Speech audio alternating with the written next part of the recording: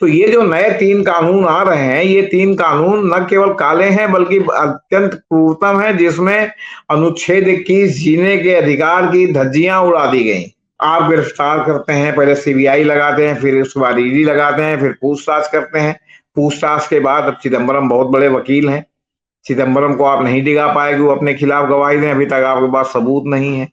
तो क्या ये ऐसे कानून बनेंगे कि जिसमें आपको पकड़ करके आप ही से सबूत मांगा जाएगा? यूएपीए और पीएमएलए 2 कानून ऐसे हैं इस देश में जिसमें जमानत लगभग असंभव है। उन्होंने जमानत को अपवाद और जेल को नियम बना रखा है, और जबकि दोनों कानूनों में जो सक्सेस रेट है वो 1% से भी कम है। मतलब अंत में जब आपका जो है फैसला आता है तो पता चलता है कि ये प्रमाणित नहीं हुआ।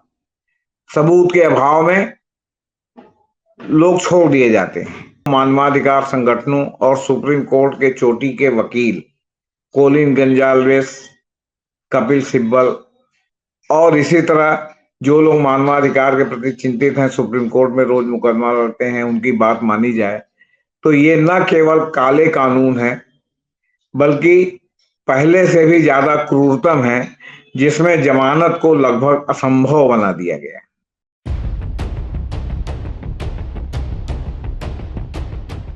दोस्तों, अंबेडकर नामा पर आपका स्वागत है। मैं हूं जेपी सिंह।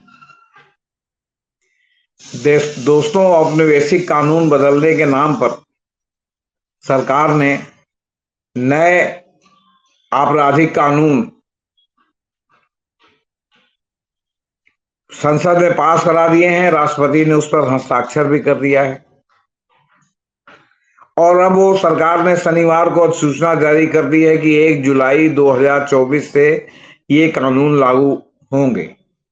इसमें भारतीय दंड संहिता आईपीसी, भारतीय साक्ष्य अधिनियम और आपराधिक संहिता सीआरपीसी की जगह लेने वाले 3 नए आपराधिक कानून शामिल हैं। इन्हें भारतीय न्याय संहिता, भारतीय नागरिक सुरक्षा संहिता और भारतीय साक्ष्य अधिनियम का नाम दिया गया। अगर देश के मानवाधिकार कार्यकर्ताओं, मानवाधिकार संगठनों और सुप्रीम कोर्ट के चोटी के वकील कोलिन गोंजाल्वेस, कपिल सिब्बल और इसी तरह जो लोग मानवाधिकार के प्रति चिंतित हैं, सुप्रीम कोर्ट में रोज मुकदमा लड़ते हैं, उनकी बात मानी जाए तो ये न केवल काले कानून हैं बल्कि पहले से भी ज्यादा क्रूरतम है, जिसमें जमानत को लगभग असंभव बना दिया गया। ये जो एक देश में कहा जाता है कि जेल अपवाद है और जमानत नियम है, उसका ये पूरी तरह उल्लंघन है, और सुप्रीम कोर्ट के तमाम फैसलों की भी इनमें अनदेखी की गई है। और आप इसकी क्रोनोलॉजी समझिए। ये जब पास हुआ और मुर्मू साहब, जैसे वो राष्ट्रपति मुर्मू ने इस पे हस्ताक्षर किया, उस समय नहीं लागू हुआ कि इसको सूचना बाद में जारी की जाएगी। अब चुनाव आने वाला है और मई जून तक नई सरकार देश में गठित हो जाएगी। ये उसके लिए छोड़ दिया जाना चाहिए था। जब 1 जुलाई से लागू होना है तो नई सरकार पर छोड़ दिया जाना चाहिए था कि ये इसे लागू करेगी, नहीं लागू करेगी, या इसमें और कोई संशोधन करेगी, या जो मानवाधिकार कार्यकर्ता और जो सुप्रीम कोर्ट के चोटी के जो क्रिमिनल वकील हैं, जो मानवाधिकार के वकील हैं, वो जो उनके और जो न्यायविद हैं, जूरिस्ट हैं, जो पुराने रिटायर्ड जजेस हैं, वो जो कह रहे हैं उनको इनकॉर्पोरेट करके इसमें सुधार किया जाएगा। इसका मौका दिए बिना सरकार बड़ी जल्दी में है कि वो लागू कर दे रही, ताकि अगर सरकार सत्ता में न भी आए तो नई सरकार के लिए इस सूचना को रद्द करने के लिए कि ये लागू नहीं होगा या इसमें संशोधन के लिए सीधे संसद को संबोधित करना पड़ेगा। ये सरकार अपने से नहीं कर पाएगी। तो कहने का मतलब है कि जो आने वाली, भाई इनकी सरकार आ गई तो चाहते ही हैं, इन्होंने ही पास कराया है, लेकिन अगर इनकी सरकार नहीं आई तो आगे की सरकार के लिए थोड़ा ये एक दुरूह कार्य होगा कि इसमें सुधार करे, इसको हटाए, क्योंकि तो सूचना राष्ट्रपति के दस्तखत के बाद जारी हो गई है। हालांकि सुप्रीम कोर्ट में इसे विशाल तिवारी नाम के एक वकील ने जनहित याचिका के माध्यम से इसको चुनौती दे रखी, लेकिन हमारा जो सुप्रीम कोर्ट है उसकी जो प्रणाली इस तरह की है जो का वर्षा जब किसी कृषि सुखाने की पद्धति पर चलती है। अगर आप कानून लागू होने के 5 साल बाद कहें कि ये कानून जो है संविधान के अनुच्छेद 21, 19 इन सब का उल्लंघन करता है, असंवैधानिक है, तो 5 साल तक तो ये कानून लागू रहेगा ना। ये उसी तरह जैसे इलेक्टोरल बॉन्ड जब से चुनौती दी गई है उसके बाद अब हुआ कि साहब ये अवैध है, तो जो 5 साल तक इसमें जो ट्रांजेक्शन हुए, जो पार्टियों ने चंदा पाया और जो सर्वाधिक चंदा बीजेपी ने पाया, तो उसका प्रतिकार कहां हुआ? उसका प्रतिकार तो तभी होता कि जब आपको चुनौती दी गई, आप इस पर स्टे कर देते और कहते कि जब फैसला होगा तब आप करिएगा। लेकिन आपने तो उसको लटका दिया, और लटकाने के बाद अब आप 5 साल 7 साल बाद कह रहे हैं कि जो है ये असंवैधानिक है। तो जो 7 साल तक उस असंवैधानिक कानून के तहत जो वसूली हुई, जो इलेक्टोरल बॉन्ड लोगों ने खरीदे, जो उसका डिस्ट्रीब्यूशन हुआ, उसका क्या, उसका प्रतिकार कैसे होगा? क्योंकि आप घड़ी की सुइयों को पीछे तो जा नहीं सकते। इसी तरह जब इस कानून को क्या कहते हैं कि चुनौती दी गई राष्ट्रपति के दस्तखत के बाद, तो उस कानून के संवैधानिकता को आपको सबसे पहले परखना चाहिए, ताकि लागू होने के पहले इसमें अगर कोई संशोधन हो सके, इसका कोई प्रतिकार हो सके, ये असंवैधानिक हो सके, तो लागू होने के पहले हो, ताकि जो लगा कॉम्प्लिकेटेड इशू क्यों बना। तो सवाल है कि सुप्रीम कोर्ट को अब 1 जुलाई की डेट आ गई है, तो सुप्रीम कोर्ट को सबसे पहले इसको डिसाइड करना चाहिए कि संवैधानिक है नहीं है, इसका जो है वो क्या कहते हैं लागू होना चाहिए, इसको लागू नहीं होना चाहिए। लेकिन उन्होंने जो है इसको लटका रखा। यूएपीए और पीएमएलए 2 कानून ऐसे हैं इस देश में जिसमें जमानत लगभग असंभव है। उन्होंने जमानत को अपवाद और जेल को नियम बना रखा है, और जबकि दोनों कानूनों में जो सक्सेस रेट है वो 1% से भी कम है। मतलब अंत में जब आपका जो है फैसला आता है तो पता चलता है कि ये प्रमाणित नहीं हुआ, सबूत के अभाव में लोग छोड़ दिए जाते हैं। तो जो कानून इतना काला है कि केवल जेल में रखने के लिए बनाया गया है, प्रिवेंशन, डिटेंशन या मीसा टाइप के कानूनों का नया नाम दे के पीएमएलए, यूएपीए जैसे नाम दे दिए गए हैं, और इसमें जमानत में मैंने अधिकतम काल तक जेल में रखने का प्रावधान।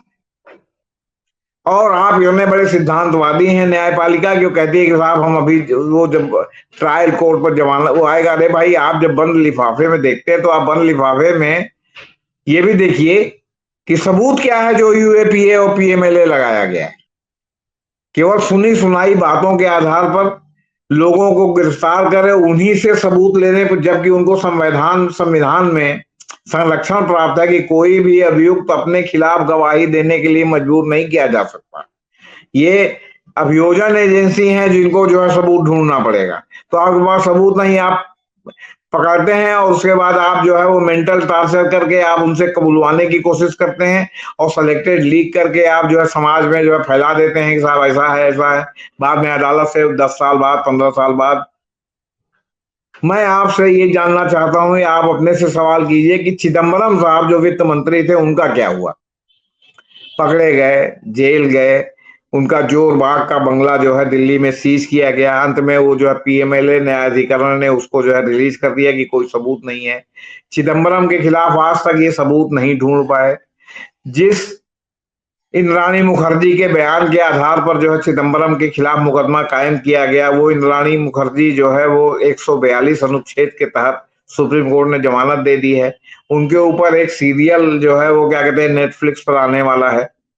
अब उससे सीबीआई इतना घबरा रही है कि पता नहीं क्या उसमें होगा, कि उन्होंने जो है वो क्या कहते हैं कोर्ट से स्टे करा दिया है, और कोर्ट ने कहा कि पहले सीबीआई को दिखाइए उसको, तो जो है जब वो क्लियर करेगी तब तो सिर्फ रानी मुखर्जी की बात आएगी, तो पता नहीं उसमें चिदम्बरम का मामला स्टैंड करेगा कि नहीं करेगा।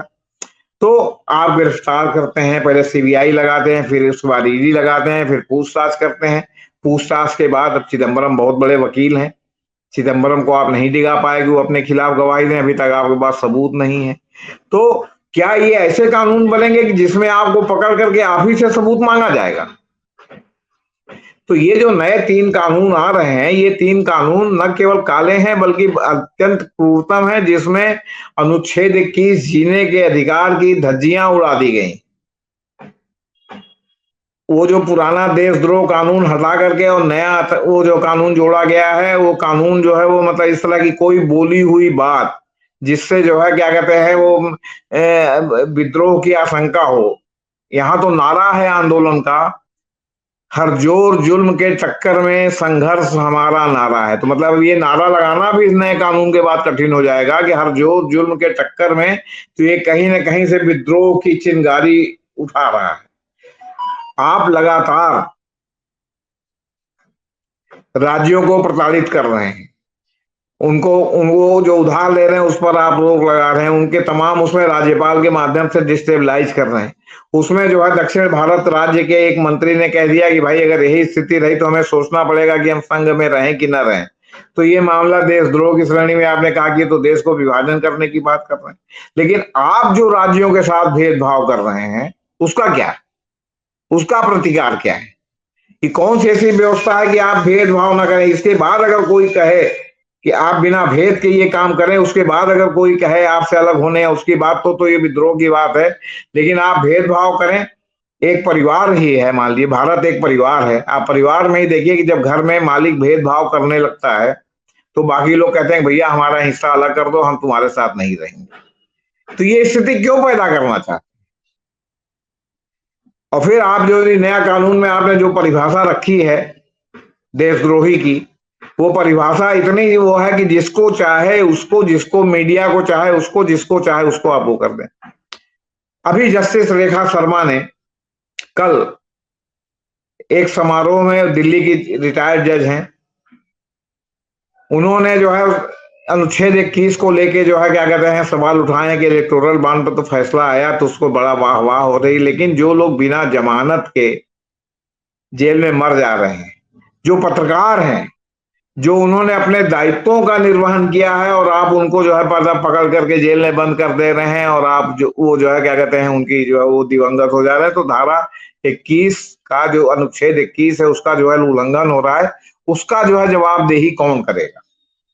इतना यक्ष प्रश्न उन्होंने उठाया है जिस पर राष्ट्रीय स्तर पर बहस होनी चाहिए कि ये जो है क्या कहते हैं, मतलब क्या कहते हैं ये इसमें क्या है क्या नहीं। यहाँ तो बहस करना भी मुश्किल हो गया। यहाँ तक कि बुद्धिजीवी भी बात करने से डरते हैं कि ऐसा ना हो कि तो उनके दरवाजे पर सीबीआई और ईडी जो है दरवाजे पर सवेरे आके खड़ी हो जाए। तो ये काला कानून जो लागू हो रहा है इसको नई सरकार पर छोड़ दिया चाहिए। अगर जो है नई सरकार का जनादेश आपको मिलता है तो आप लागू करिएगा, और अगर दूसरों को मिलता है तो उनके पास ये मौका रहना चाहिए कि वो इसको लागू करना चाहते हैं कि नहीं। ऐसा नहीं कि नई सरकार बनने पर इसका प्रतिकार नहीं हो सकता, लेकिन ये कॉम्प्लिकेटेड कर दिया है इसकी अधिसूचना जारी करके कि 1 जुलाई से लागू होगा। और सुप्रीम कोर्ट भी इसमें मूक दर्शक बना हुआ है। सुप्रीम कोर्ट को अगर वो ईमानदार है, अगर वो वास्तव में देश में कानून का शासन चाहता है तो उसको 1 जुलाई के पहले इस पर निर्णय करना चाहिए कि ये संवैधानिक है कि नहीं है, ये असंवैधानिक है तो नहीं है, या इसके कुछ प्रावधान असंवैधानिक तो नहीं है। तो बजाय इसके कि डैमेज होने के बाद वो कंट्रोल करे, prevention is better than cure, तो उसको पहले ही एक क्योर करना चाहिए कि ये जो है लागू होने लायक है या नहीं है, या इसमें कौन से प्रावधान असंवैधानिक है जिनको स्ट्रक डाउन कर दे।